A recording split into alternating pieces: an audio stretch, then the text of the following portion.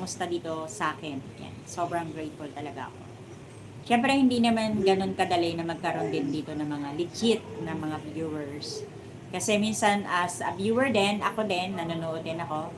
Minsan, pag hindi ko rin gusto yung content creators, so nagte-transfer din ako sa ibang mga vlogger din, may ganun din. So, I'm grateful na may mga tao dito na talagang kinikilala ko na, oh, ano nangyari, ba't siya nagkaganon, gusto ko muna siyang pakinggan.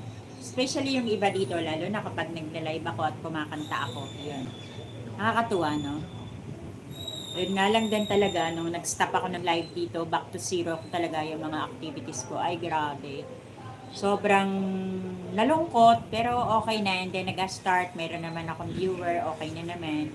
Naalala na naman ang pangalan ko after 4 months. Yan, after 4 months.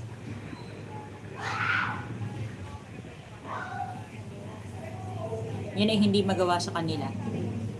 Dito lang. Grateful heart. Yan. Ito meron akong tonight. Grateful heart, strong spirit, hopeful mind.